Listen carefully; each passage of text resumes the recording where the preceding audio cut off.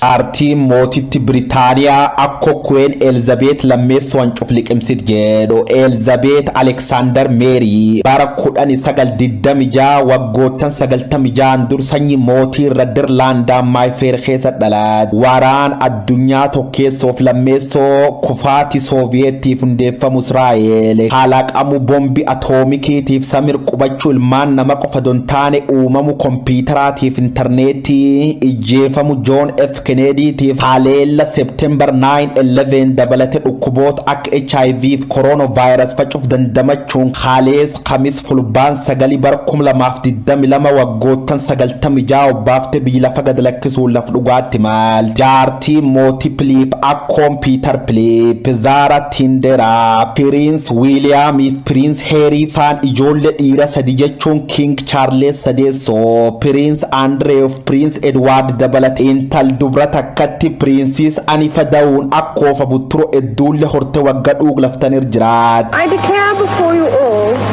that my whole life,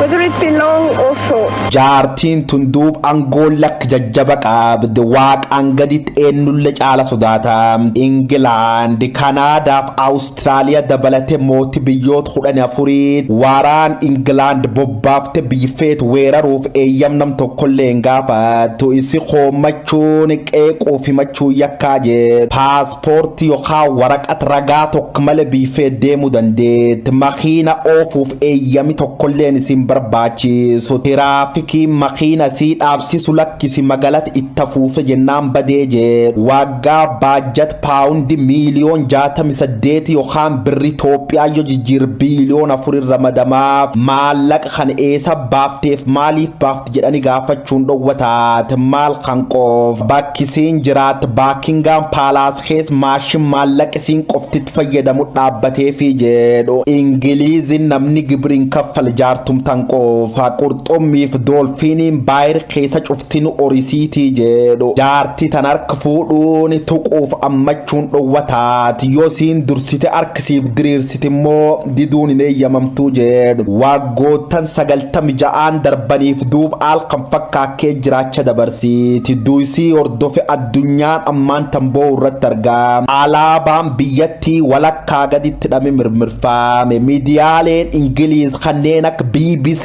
faan agisiin biyya seentu waan bira gabaasuun hin danda'am naannoo jaarra tokkootiif rabbi gadiitti nama oli kabajamaa katurte akka Queen Elizabeth lammeessoo lubbuu dhabdee jedhe.